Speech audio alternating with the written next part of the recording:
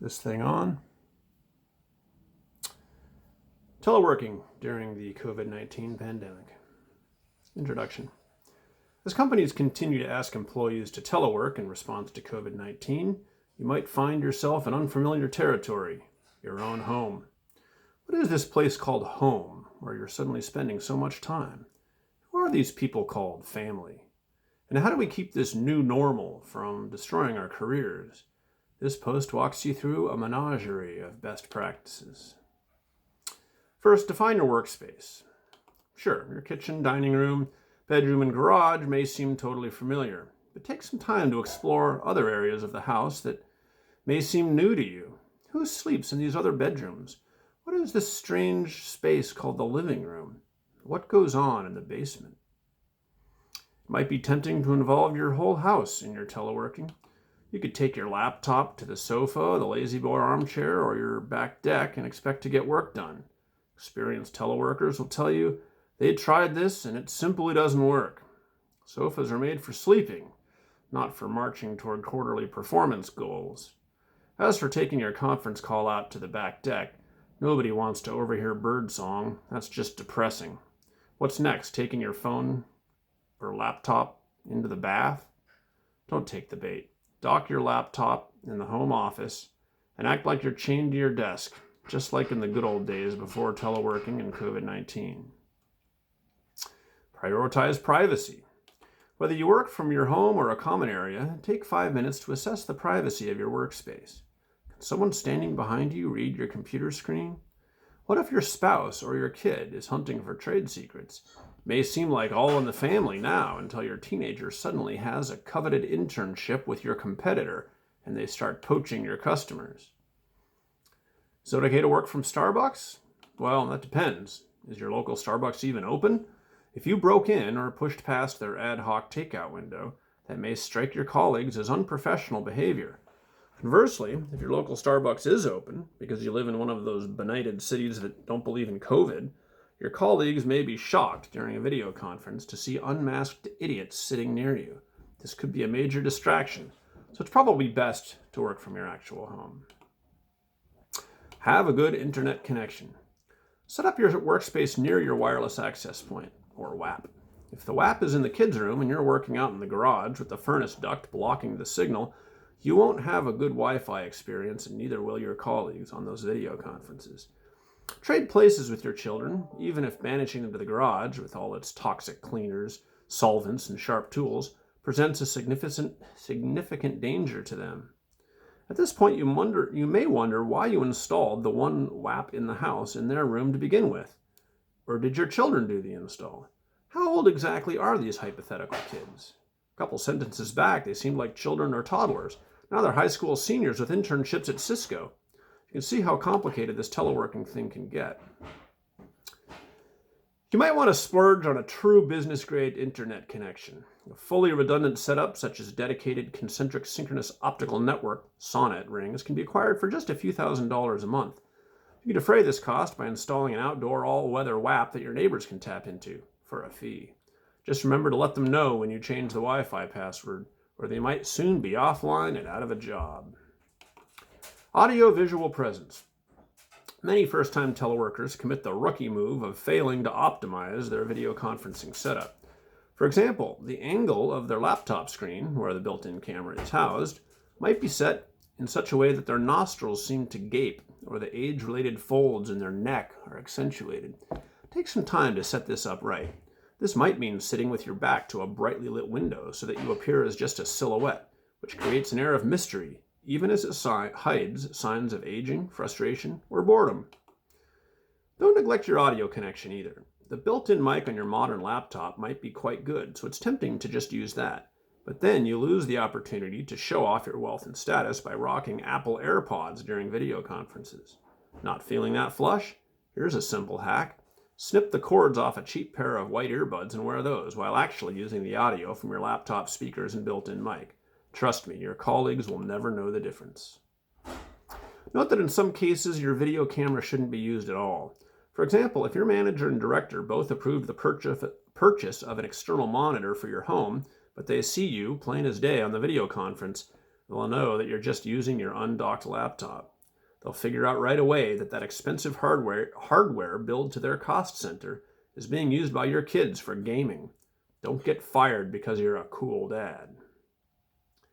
The mute button. Perhaps no other technology has stymied as many people as the mute button.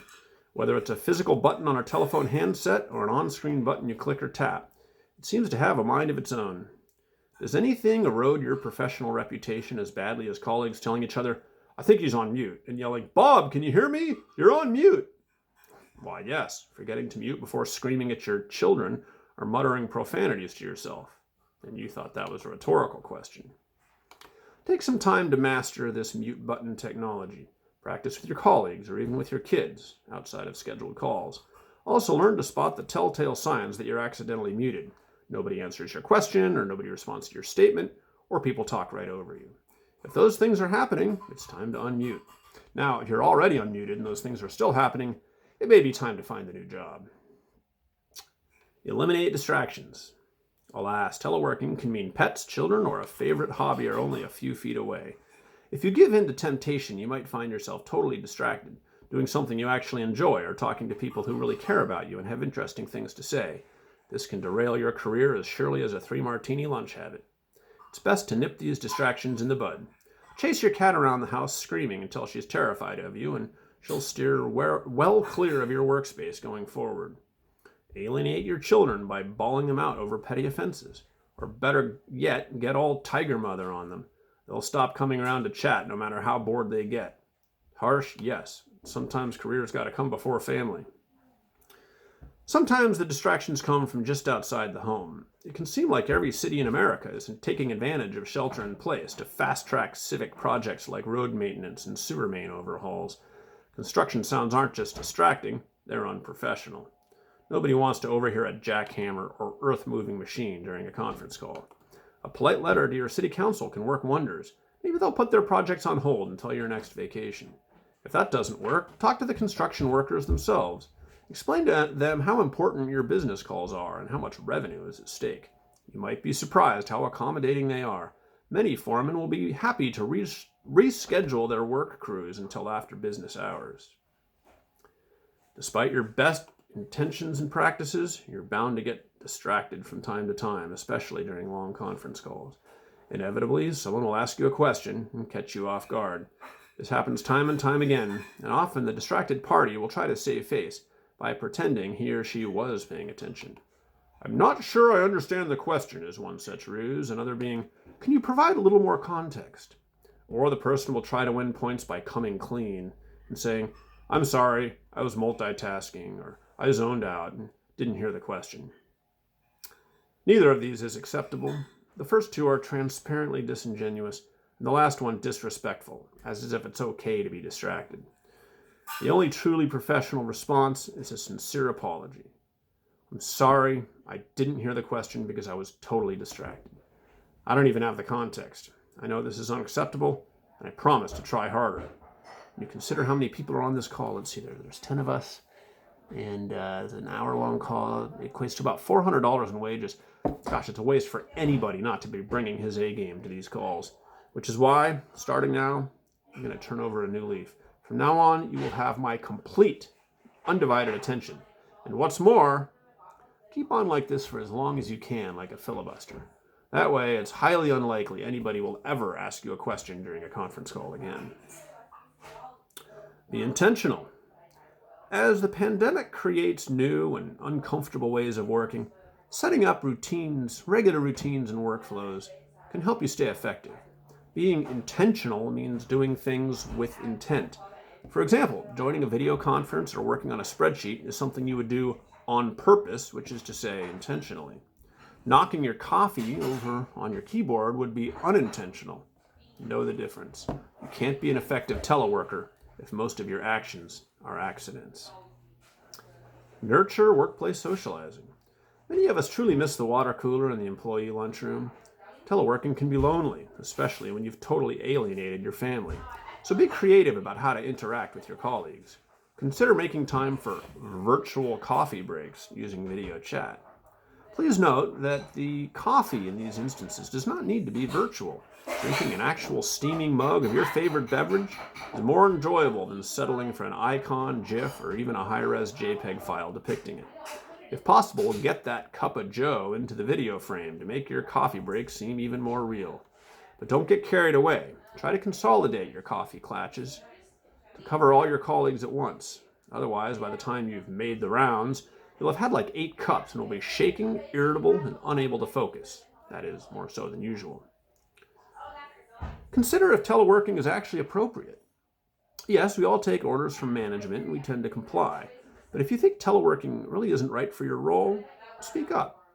For example, if you are an EMT and you have shifted to working only from home, your customers, that is your patients, will definitely feel the difference. If you can help your employer to understand that your job performance is suffering and that in fact lives could be lost, they may well heed your advice. If they don't, just back off. Consider that they may have a more nuanced understanding of these things. Go easy on yourself. Especially with the added stress of the pandemic, teleworking can be stressful. You might not always feel as productive working all alone in your home office. But nowadays, the fact that you actually showed up to work is not always visible to your colleagues. If you find your focus lacking, maybe it's time for a break. Hey, keep it down! I'm on a conference call! Sorry about that. If you find your focus lacking, maybe it's time for a break. If your employer doesn't offer paid sabbaticals, try to get an unpaid one. If that doesn't work, sometimes it's best to simply resign. As with all workplace adjustments, don't take any rash steps until you look at the big picture. If you have a sizable trust fund and your spouse's employer offers health care, it's a slam dunk. Otherwise, you might want to consider if unemployment is right for you. Sure, the stigma of being on the dole has greatly diminished in this new era, but many people find that a stable income and benefits may actually be worth the stress of employment. Separate the personal and the professional. Video conferencing tools like Google Meet, WebEx, and Zoom are now being used for both our professional and social activities. In many cases, people are socializing with far-flung friends more often than before the pandemic took hold. But there's a downside to all this. All that teleworkplace video conferencing can lead to Zoom fatigue, where you spend so much time looking at faces on screens, your socializing starts to seem like work. Take stock of your situation and decide if this is a good time to even have a personal life. After all, is it worth the risk that you'll spoil friendships by equating your pals with workplace stress? Maybe it's best to cut off all contact with friends and family until after the pandemic. Don't worry, they'll almost certainly remember you when all this is over.